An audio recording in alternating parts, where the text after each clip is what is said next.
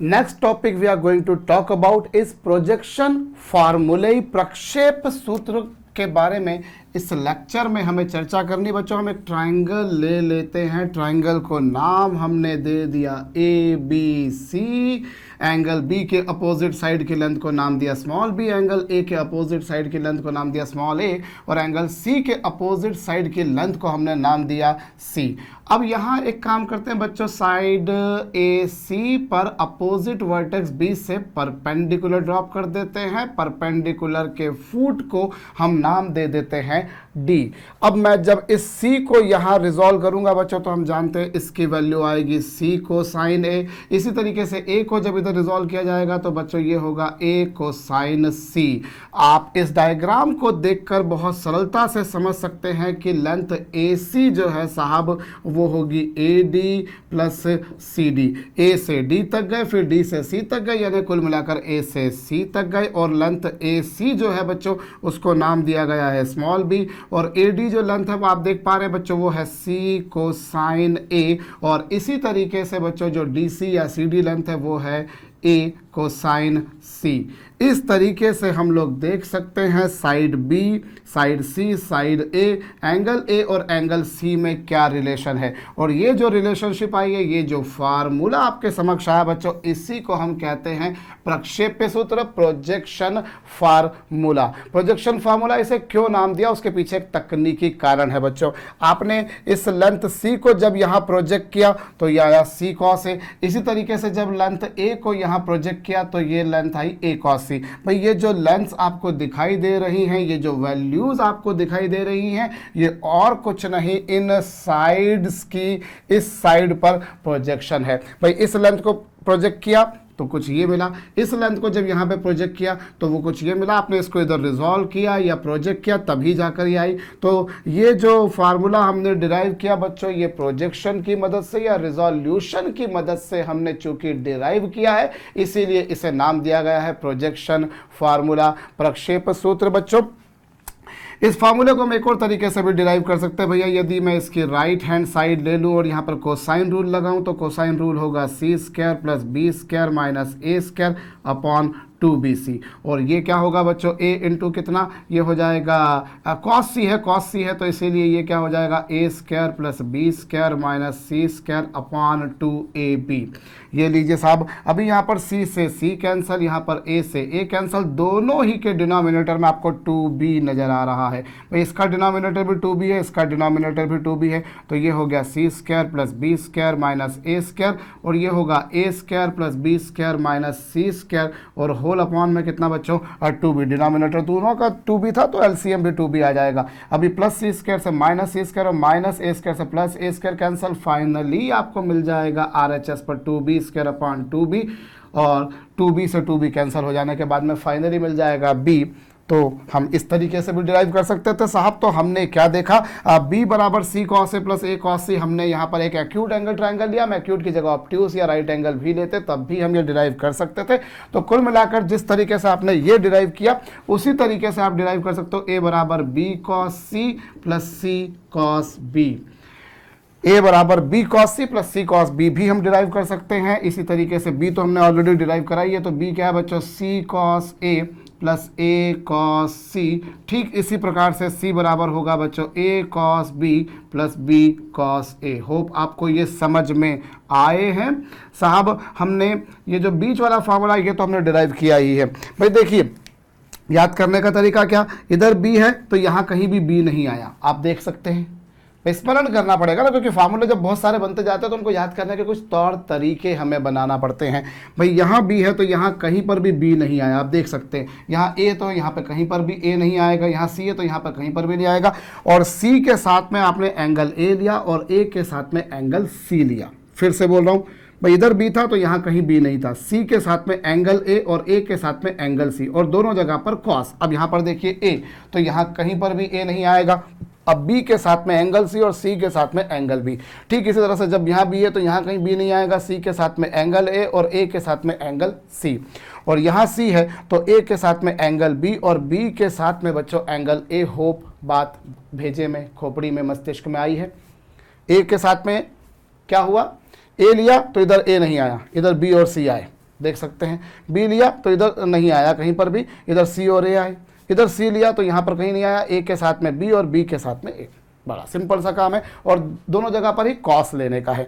तो ये जो है बच्चों आप कोसाइन रूल का यूज़ करके भी कर सकते हैं और प्रोजेक्शन का यूज़ करके, रिजोल्यूशन का यूज़ करके भी डिराइव कर सकते हैं। इस पर बेस्ड कुछ प्रॉब्लम्स भी हमारे समक्ष लिखी हैं, तो चलिए उन्हें भी हम 1 बाय 1 सॉल्व कर लें, थोड़ी प्रैक्टिस हो जाएगी। चलिए साहब, पहली प्रॉब्लम मैं लेता हूं बच्चों। पहली प्रॉब्लम का मैं LHS लेता हूं और LHS क्या होगा, a cos c plus b cos c। आप जो ब्रैकेट्स आपको दिखाई दे रही है आप उनको मल्टीप्लाई कर दीजिए। तो a का जब इससे मल्टीप्लाई करा, फिर b का मल्टीप्लाई करा, इसी तरह से b को, तो ये लीजिए साहब, ये भी कुछ ऐसा हो जाएगा। और ऐसे ही c का मल्टीप्लाई होगा तो ये हो जाएगा c cos b, और ये क्या हो जाएगा बच्चों, a cos b। ये लीजिए साहब, होप आपको ये समझ में आया है। भैया आपने जो ब्रैकेट्स थी अंदर उनको सबको मल्टीप्लाई कर दिया। अब यहाँ पर एक काम कीजिए बच्चों, ये जो a cos c है और ये जो c cos a है, इन दोनों को एक साथ में लिख दीजिए। तो ये क्या हो गया, a cos c plus c cos a, ये रहा। इसी तरीके से ये क्या होगा, b cos c। भाई आप इसको और किसको लेंगे, एक मिनट, हाँ, इन दोनों को साथ में लिख दीजिए। तो ये क्या होगा, b cos c plus c cos b, और फिर आपके पास में क्या, ये b cos a है और ये a cos b है, जिनको ना अंडरलाइन किया ना ओवरलाइन किया, मैं उनको एक साथ में लिख देता हूँ। तो ये क्या है साहब, b cos a plus a cos b। Hope आपको समझ में आया। भाई जिनके नीचे लाइन ड्रॉ करिए, they have been put together, जिनके ऊपर लाइन ड्रॉ करिए, they have been written simultaneously, एक साथ में टुगेदर उनको लिखा है, और जिनको कुछ भी नहीं किया उनको एक साथ में लिख दिया। अब a cos c plus c cos a, a के साथ में एंगल c, c के साथ में एंगल a, तो ये हो जाएगा b। ठीक इसी तरह से b के साथ में एंगल c और c के साथ में एंगल c, तो ये हो जाएगा a, और b के साथ में एंगल a और a के साथ में एंगल b, तो ये हो जाएगा c। तो इस तरीके से ये कुल मिलाकर के आ जाएगा बच्चों a plus b plus c, और वही आपकी RHS है, यानी कि दक्षिण हस्त पक्ष है बच्चों। सेकंड प्रॉब्लम में हमें एक समेशन दे रखा है, a into B square plus C square into कितना बच्चों, कोसाइन a। ठीक इसी तरीके से जब समेशन करने जाएंगे तो ये हो जाएगा b into C square plus a square into cosine b, और ये c इंटू कितना बच्चों, a square plus b square into कितना, कोसाइन c। ये कुछ पिक्चर आपके समक्ष आएगी और इसका अंदर मल्टीप्लाई कर दीजिए, इसका अंदर मल्टीप्लाई कर दीजिए। तो साहब भाई पहला स्टेप ऐसा था, पहला एक्सप्रेशन ऐसा था, तो दूसरा ऐसा होगा, तीसरा ऐसा होगा। सिमिलरली समरूपता का उपयोग करके a into B square into cos A plus a into C square into cos A. ठीक इसी तरह से बच्चों ये हो जाएगा B C square into cos B, और ये हो जाएगा b into A square into cos B, और फिर साथ में क्या होगा बच्चों, c into A square cos C plus C into B square into cos C. ये लीजिए साहब, ये आपके पास में आया। अब आप एक काम करिए बच्चों, जो कॉसे वाले टर्म्स हैं वो तो साथ में लिखे हुए थे, आप जिनमें एक ये टर्म, ध्यान दीजिएगा, एक ये टर्म और एक ये टर्म, इन दोनों को साथ में ले लीजिए। किन दोनों को साथ में लेंगे, जिनको मैंने अंडरलाइन करा है। अंडरलाइन जिनको मैंने करा है तो चलिए मैं A B square into cos A plus B A square into cos B, मैंने इन दोनों को एक साथ लिख दिया। ठीक इसी प्रकार से मैं इसको और इसको एक साथ में लिखता हूं, तो ये क्या होगा, ए सी square cos A plus C A square cos सी। देख लीजिए, और जिनको मैंने न टिक कराना कुछ, मैं उन सबको भी एक साथ में लिख देता हूं। तो ये B C square cos B plus C B square cos C, ये लिख दिया, हो गया। अब इन दोनों में से मैं ए बी को कॉमन निकाल देता हूं। जब मैं इन दोनों में से स्मॉल ए बी को कॉमन निकालूंगा तो ये आएगा बी कॉस ए, ये आ जाएगा बी कॉस ए, और ये क्या हो जाएगा बच्चों, ए कॉस बी। कुछ नहीं किया मैंने, स्मॉल ए स्मॉल बी यहाँ पर भी था, यहाँ पर भी था। जब स्मॉल ए निकल जाएगा, स्मॉल बी निकल जाएगा, तो एक स्मॉल बी बचेगा। स्मॉल ए तो जा चुका, बी स्क्वायर में से एक बी जा चुका तो बी बचा, और यहाँ बी जा चुका, ए स्क्वायर में से एक ए चला गया तो एक ए बचा। और फिर यहाँ पर दोनों में से क्या कॉमन आएगा बच्चों, इन दोनों में से ए सी कॉमन आ जाएगा, तो ये हो जाएगा सी कॉस ए, और ये हो जाएगा बच्चों ए कॉस सी। और फिर यहाँ पर क्या होगा बच्चों, इन दोनों में से मैंने बी सी कॉमन निकाला। जब बी सी कॉमन निकाला तो यहाँ आएगा सी कॉस बी, और ये क्या हो जाएगा बच्चों, बी कॉस सी। इन दोनों में से बी सी कॉमन निकाल दिया गया, तो ये पिक्चर बनी। अब क्या होगा, अब आप देखिए, तो ये ए बी है, ये ए बी है, और B cos A plus A cos B, ये जो आपको सम दिखाई दे रहा है बच्चों, ये और कुछ नहीं, ये है सी भाई, ये जो है ये है सी।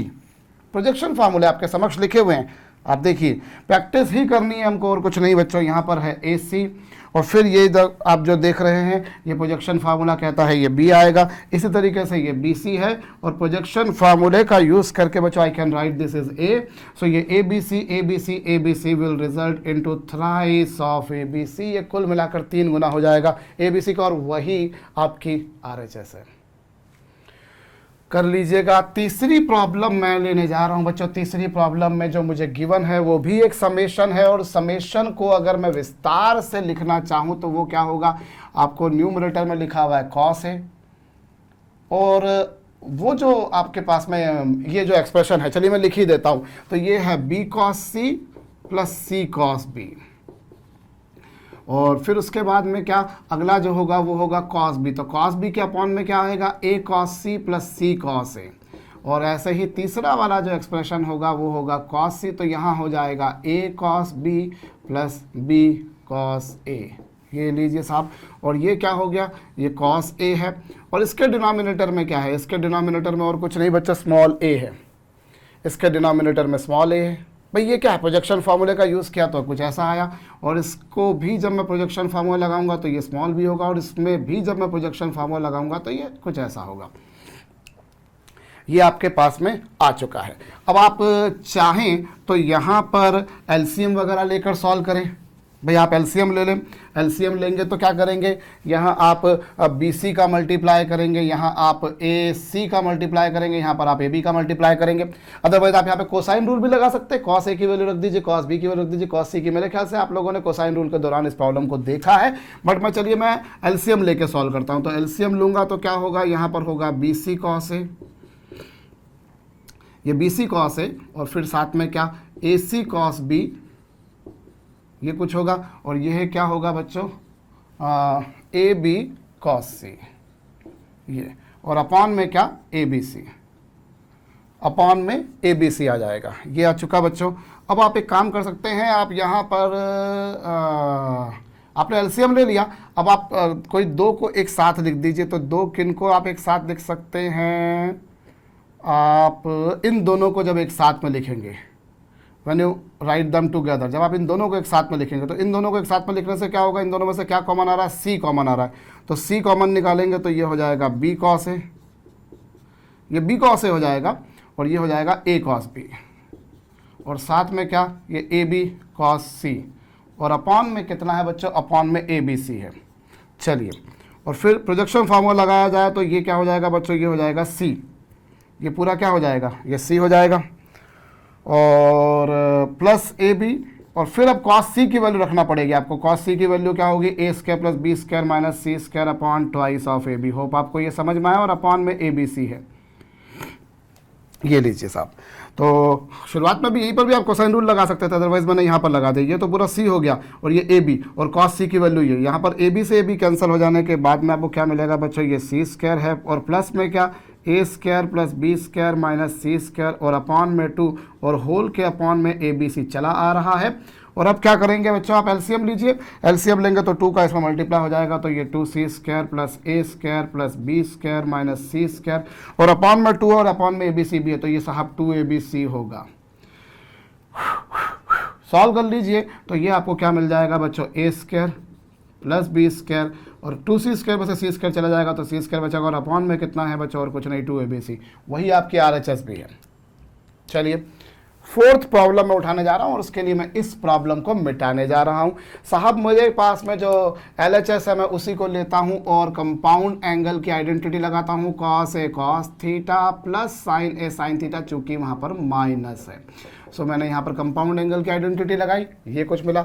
इसी तरीके से मैं यहाँ पर भी लगाता हूँ, तो ये क्या हो जाएगा बच्चों, कॉस सी कॉस थीटा माइनस साइन सी इंटू साइन थीटा। भैया ये लीजिए साहब, ये ले लिया। थीटा के बारे में कुछ नहीं कहा, थीटा समवाट कोई एक एंगल ही होगा, निश्चित बात है साहब। अब वो जो भी हो, मुझे उससे कोई मतलब नहीं है।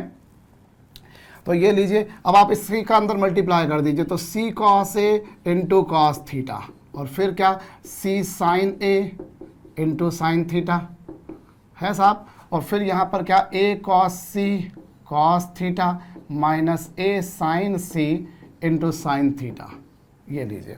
अब आप एक काम कीजिए बच्चों, इन दोनों को एक साथ लिख दीजिए, जिन दोनों को मैं अंडरलाइन कर रहा हूं। जब मैं इन दोनों को अंडरलाइन करूंगा तो इनमें से देखिए cos थीटा कॉमन आ रहा है, cos थीटा यहाँ पर भी है, यहाँ पर भी कॉमन निकाल दिया है, तो ये हो गया c cos a और वो हो गया बच्चों a cos c। और इन दोनों को मैंने एक साथ में लिख दिया, तो इन दोनों में से साइन थीटा कॉमन आ रहा है, these two have sine theta common. तो साइन थीटा कॉमन निकाला तो यहाँ पर कितना आ गया बच्चों, c साइन a और माइनस क्या a साइन c, ये लीजिए।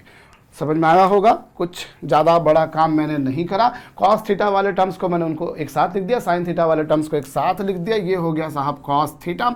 और ये जो वैल्यू आपको ये जो दिखाई दे रहा है बच्चों, ये और कुछ नहीं, ये b है, ये रहा b और ये साइन थीटा। और इसकी वैल्यू क्या होगी, कई लोगों की चाबी यहाँ आगे गुम हो जाएगी, लेकिन मैं याद दिला दूँ, इसकी वैल्यू होगी 0। और ये 0 क्यों होगी, क्योंकि उसके पीछे है हमारे पास में एक नियम, जिसको हमने कहा था भैया ज्या नियम, यानी कि साइन रूल, जो कहता है a upon sine a equals to c upon sine c, cross multiply कर दिया तो a इंटू साइन c बराबर क्या हो जाएगा साहब, c इंटू साइन a। और अगर ऐसा है तो निश्चित बात है कि a sine c minus c sine a की वैल्यू होगी 0, और वही लिखी है मैंने, चेक कर लीजिए। तो ये पूरा 0 हो जाएगा, ये 0 हो जाएगा, तो बचेगा कितना बच्चों, b इंटू कोसाइन थीटा, और वही आपकी RHS है। अभी कर लीजिएगा। चलिए नेक्स्ट प्रॉब्लम मैं दे रहा हूं, जो वो क्या है साहब, मैं काम करता हूं बच्चों, 5th नंबर की प्रॉब्लम मुझे करनी है। तो 5th नंबर की प्रॉब्लम कह रही है cos a plus cos c upon a plus c। और एक काम कीजिए, इसे अलग अलग कर दीजिए, तो ये कुछ ऐसा होगा, ये कुछ ऐसा हो जाएगा, ये हो गया। मुझे जो प्रूव करना मैंने उसकी LHS ली है, ये आ गया। अब मैं काम करता हूं बच्चों, मैं इन दोनों को एक साथ कर देता हूं, इन दोनों को एक साथ कर देता हूं, तो यहाँ b का, इन दोनों को एक साथ लिखता हूं, तो इनका एलसीएम ले लूंगा मैं, एलसीएम ले लूंगा तो b का मल्टीप्लाई यहाँ पर होगा, b का मल्टीप्लाई होगा तो ये b cos a plus b cos c होगा। और इधर मल्टीप्लाई करूंगा तो ये a का मल्टीप्लाई होगा तो a cos b plus c cos b। और पूरे के अपॉन में क्या आएगा बच्चों, पूरे के अपॉन में आएगा b इंटू ए प्लस सी। और ध्यान दीजिएगा -1/b को तो मैंने अभी छेड़ा भी नहीं है, मैंने इनको सेपरेट करा, ये माइनस हो गया और ये माइनस माइनस प्लस हो गया, आपको समझ में आया होगा। फिर उसके बाद में मैं क्या करता हूँ, इन दोनों को एक साथ में लिखता हूँ, एलसीएम लेता हूँ, b का multiply b cos a, b का मल्टीप्लाई b cos c, फिर a का मल्टीप्लाई a cos b और c का मल्टीप्लाई यहाँ पर हो गया, और अपॉन में a plus c into b, ये आया। अब यहाँ पर आप एक काम कीजिए बच्चों, इन दोनों को एक साथ में लिख दीजिए, इन दोनों को एक साथ में लिखेंगे तो ये b cos a होगा प्लस a cos b होगा, परफेक्ट होगा। और फिर यहाँ पर क्या, इन दोनों को एक साथ में लिख दीजिए, दिस टू, तो ये क्या होगा, b cos c plus c cos b लिखा। और अपॉन में कितना बच्चों, b into a plus c, -1/b चला आ रहा है।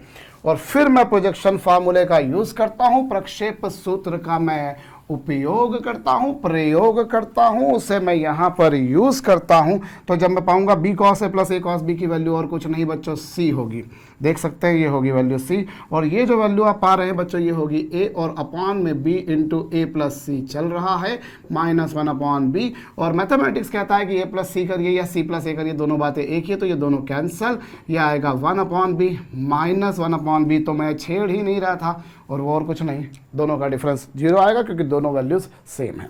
चलिए नोट डाउन कर लीजिएगा बच्चों, मैं नेक्स्ट प्रॉब्लम उठा रहा हूं, और अगली प्रॉब्लम कह रही है, जो मुझे मैं वो लिखूंगा। तो LHS लेता हूँ, ये 2 है, ये b है, और cos स्क्वायर c को मैं 1 प्लस cos c अपॉन 2 लिखूँ, और c को मैं फिर ये 1 प्लस cos b अपॉन 2 लिखूँ, तो मैथमेटिक्स का कोई नियम मुझे ये लिखने से नहीं रोक सकता। 2 यहाँ पर भी है, 2 यहाँ पर भी है, LCM 2 आ जाएगा डिनोमिनेटर का, जो कॉमन निकाल कर कैंसिल हो जाएगा।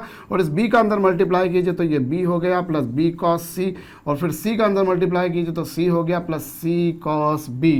और फिर इन दोनों को एक साथ में लिख दीजिए, ये b को मैंने वैसा का वैसा लिखा, इस c को मैंने वैसा का वैसा लिखा, और ये क्या हो जाएगा बच्चों, b cos c plus c cos b, और ये है b प्लस c, और ये पूरा a है। और ये वैल्यू क्या आ चुकी है बच्चों, a plus b plus c, वही आपको दे रखा था भैया। नेक्स्ट प्रॉब्लम मैं उठाने जाऊं उससे पहले पिछली प्रॉब्लम्स को मुझे मिटाना पड़ेगा। और 7th नंबर की प्रॉब्लम पे मैं काम करता हूँ। 6 मैंने कर लिए मेरे ख्याल से, हाँ कोई छूट नहीं जाए भैया, क्योंकि मेरी आदत है मैं कई बार खुद ही भूल जाता हूँ मैंने कौन सी प्रॉब्लम नहीं लिखी है।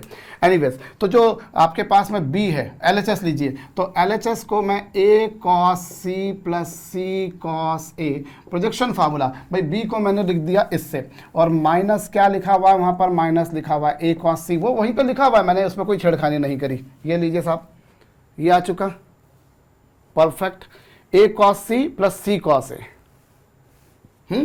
इंटू साइन b, ये लीजिए। और साइन b को आप एक काम कीजिए, आप यहां पर इसे लिख दीजिए साइन रूल लगाकर b/2r, b/2r, और ये a cos c से a cos c कैंसल, ये हो गया c cos a into b/2r, ये आया, ठीक है। और मैं इसे मिटा रहा हूं, और मैं अब क्या कर सकता हूं बच्चों, मैं इसे लिख सकता हूं b cos a into c/2r। क्या मैं इसे ऐसा लिख सकता हूं? बिल्कुल लिख सकता हूं, मैं इसे ऐसा लिख सकता हूं। मैं इसमें एक काम करता हूं, b cos a है, मैं इसमें से a cos b जोड़ता हूं, और जिसको मैंने जोड़ा है मैथमेटिक्स कहता है उसी को सब्ट्रैक्ट भी करो भैया, ये लीजिए। और c/2r को मैं साइन रूल का यूज़ करके साइन c नहीं लिख सकता भाई, मैंने रीअरेंज करके लिखा, b और cos a को एक साथ लिख दिया, c को इधर लिख दिया, तो ये हो गया, कोई बात नहीं। और अब मैं यहाँ पर a cos b ऐड करता हूँ और a cos b को ही सब्ट्रैक्ट करता हूँ, माइनस कर दिया। प्रोजेक्शन फार्मूला लगाऊँ तो a cos b plus b cos a क्या होगा बच्चों, a cos b plus b cos a की वैल्यू हो जाएगी c minus a cos b, और बाहर तो क्या है बच्चों को साइन c, और वही आपकी RHS है, वही आपका दक्षिण हस्त पक्ष है। तो ये भी समझ में आ चुका होगा भैया, सिंपल प्रॉब्लम से कुछ कॉम्प्लेक्सिटी तो मुझे यहाँ पर नज़र नहीं आ रही। 8th नंबर की प्रॉब्लम को मैं काम करता हूँ RHS से ले लेता हूँ। तो RHS क्या बोलती है, 2 times of b minus c into cos square a/2। Cos square a/2 को मैं क्या 1 प्लस कॉस a/2 नहीं लिख सकता, बिल्कुल लिख सकता हूँ। 2 से 2 कैंसल आ गया, 2 से 2 कैंसल हो गया, और फिर क्या होगा, ये b plus b cos a, फिर माइनस c और माइनस c cos a, ये लीजिए साहब, ये लिख दिया मैंने, लिख दिया। अब आप एक काम कीजिए बच्चों, प्रोजेक्शन फार्मूला लगाइए, और b को आप लिख सकते हैं a cos c plus c cos a लिखेंगे, और प्लस b cos a, ये आपके पास में एज इट इज़। अरे आपने क्या करा, b को आपने ऐसा लिख दिया, plus b cos a as it is, और फिर माइनस c को, तो c को क्या लिखेंगे आप, a cos b plus b cos a। Projection formula लगा रहा हूँ मैं, कोई नया काम अपने मर्जी से नहीं कर रहा हूँ, और माइनस c cos a वहाँ पर पहले से ही मौजूद है। ये क्या हुआ, ये क्या हुआ, ये कुछ ऐसा हुआ कि ये c cos a था। भाई देखिए, b को मैंने प्रोजेक्शन फार्मूला लगाया, c का भी मैंने प्रोजेक्शन फार्मूला लगाया, ये कुछ हो गया। और ये c cos a इस c cos a से कैंसिल, क्योंकि ये माइनस का है, ये प्लस का है। इसी तरीके से बच्चों ये b cos a प्लस का है और ये b cos a माइनस का, ये दोनों भी कैंसिल। और फिर क्या बचेगा, कुछ नहीं बचेगा, वही बचेगा जो आपको चाहिए था। ये आपके पास में आया a cos c minus a cos b, और इसमें से मुझे सिर्फ a को कॉमन निकालना है, cos c minus cos b आ जाएगा, और यही आपकी LHS है, वाम हस्त पक्ष है, इति सिद्धम।